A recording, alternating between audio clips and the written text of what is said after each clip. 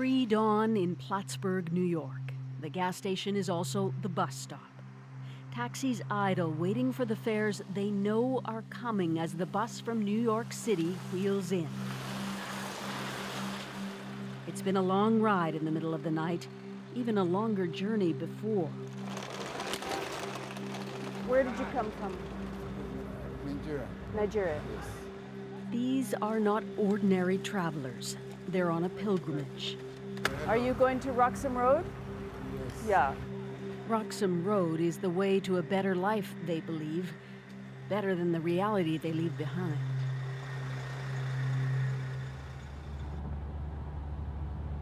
This 30-minute ride has become an underground pipeline for people using the U.S. as a jumping-off spot for a chance at sanctuary in Canada. Turn right onto Roxham Road. Roxham Road is a one-way route out of the U.S. Just ahead, where the road ends, is the border with Canada. As the shuttle arrives and those passengers clamber out, they collect up their belongings, everything they can possibly carry. The RCMP is waiting. This is not illegal port of entry. This is an illegal point. This is not a way to come in. Yes, we know. Okay. Does anybody have a valid visa currently for the United States, even if it expires soon? Yes. Yes. Are you aware that the very minute you cross this border, your status in the United States is nullified? Yes. Yes. The RCMP is obligated to tell them with one step across they will be arrested. But still, if they can slip into Canada, they will be considered for asylum status. And that sliver of hope is enough for desperate people. Just because you come here doesn't mean you get to stay. Yes, yes, and we believe in this. Yes. Do you have any questions for me? No. We just want to come in. That's it. No. Please. For the fact that we believe in Canada, that Canada can solve our problem. That's why we are here. We are saving And we don't have any other choice to go We don't back. have any other place to go back. Our mind is made up. We want to come into Want to come Canada. into That's Canada. it. But this is a mock standoff, really. Almost no one who comes here turns away. One man, fed up with waiting, just walks on by undeterred, seemingly oblivious to the RCMP warnings, which sets the others in motion. Some of these families appear to have flown into New York City, bussed up here, maybe on U.S. tourist visas. Others have been living temporarily in the U.S., like Lillian. How did you find out about this I got to see on the TV. Yes, and I went to Google, I went to search Google, and I figured out this is what everybody's doing, that Canada has a future for the children, for everybody. So that's why I want to give it a chance. It is a risk, I understand that. I want to take the risk because I know there's a future here for me and the baby. Why don't you stay in the United States? Because Donald Trump don't want me to stay in the United States. He said he doesn't want immigrant. I'm illegal in the United States because I only have visa. And if you don't want me, I cannot stay there. When is your visa up? You already have. It got expired on July, about a couple of months ago. So my baby is citizen, but I don't care because I believe Canada has better offer than United States can offer me. Do you think Canada will let you stay? Yes, they will. Why let do me you stay. think that? Because I'm not going back. They don't have a choice than to let me stay. That's why. No matter what the Canadian government does to slow down the influx, they're still coming. Just in August, look how many crossed over right here, more than 5,000. And so many were kids, over 1,100. Now, not as many Haitians, but clearly word's gotten out in the Nigerian community. Who's next? Those families that you just saw are now in those white tents getting criminal checks by the RCMP. They'll be taken later today by bus to another processing facility. This has really evolved into an entrenched system here. You know, those cabbies and the RCMP, they check the Greyhound bus tracker and the flight schedule to know when to expect people. There's 2 more buses coming today, a couple of flights, and each one brings more people to this spot. Roxham Road has fast become the busiest illegal crossing into Canada. This year, almost 12,000 made the trek, not even counting September. And in Plattsburgh, It's creating a flush new economy vulnerable to abuse. Back at the bus station, local taxi drivers compete to scoop up passengers. Hey guys, hi. This ain't on film, is it? Yeah. No, I don't want my picture taken. The owner of Northern Taxi was fined for gouging migrants, charging 3 times a reasonable fare to the border.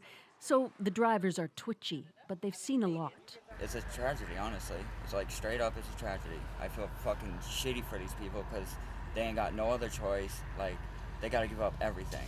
I couldn't imagine that, honestly. I could not put myself in their shoes and have to give up what they have to give up. But, like, all we can do is do our job, and they want us to take us somewhere, we take them somewhere. I try to help them, and I coach them, and I'm sorry. And I've been yelled at many times by your guards over there, but you know what? If they're family and they look like the people that need it, I'm gonna help them. Joe Ramastala says he's made enough from trips to the border this summer to take the winter off. So they go across the border, and what do you do? Well, they'll give me a phone number to call. Would you please call my pape or whatever when we go over? Because like I said, no one's really sure what's physically gonna happen once you cross that little imaginary line. Some people are really scared. So when you call that family, what happens? Well, some will have a breakdown of crying. And then some will say that my other uncle is going to come next Friday. You get a lot of that. Do you figure that this is just going to keep going? My feeling is why they keep the border open, you have somewhat small control over who's coming in your country. That's how I feel. Because when they close that little road, there's 50 other roads.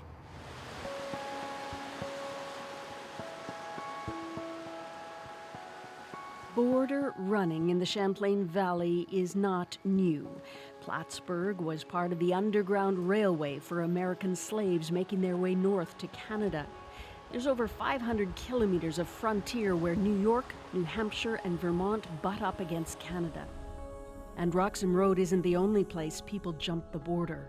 We can actually get up to the border and patrol east and west.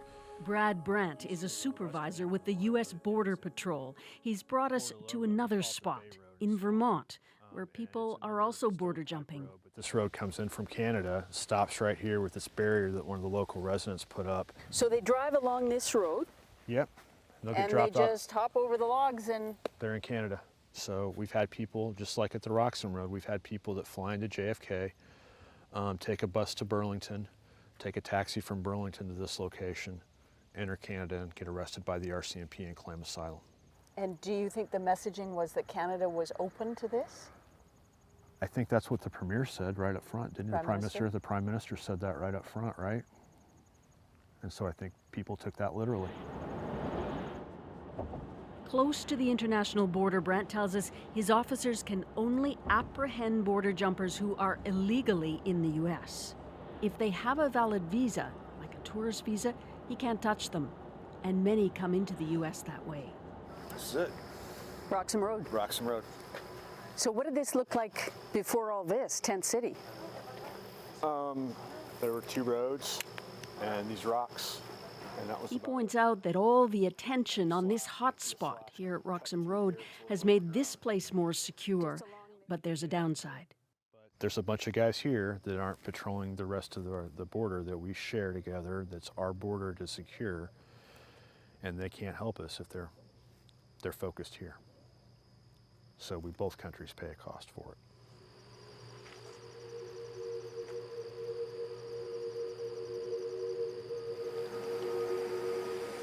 Trump's anti-migrant warnings are propelling people north, running the border here instead of crossing at the official border nearby. Telling them to go to the other border crossing. Then they're gonna have to pay me for another fare. The cab don't wait around, you know what I mean? Next year, temporary protected status for many in the U.S. may not be renewed, so more will come. Some of them utterly desperate, like Aisha, Nigerian, alone, with 4 kids. She bussed up here from Philadelphia via New York. How long have you been in America? Close to a year now. There's no job with 4 children. No job, nothing, no place to live. We used to go to church, to go to mosque. beg for money, for food, for our children. Now they don't want to take them in school. Do you have legal papers to stay in America? I don't have legal paper. Right. I don't have legal paper. I left Nigeria with frustration. I get to America, it's even worse. Look at my kids. Please, we need home. Yeah. We need home. You need a home. Our children need to go to school. In Africa, those children, they don't want them to go to school. They want them to go for Arabic school. At the tender age, they'll give them to man. Do you think you'll be able to stay in Canada? I can work. I can work. I'm an African woman. If I see job, I will do it. I want to take care of my children. I want better life for children. Steps from Canada, these migrants are powerless. They will be arrested.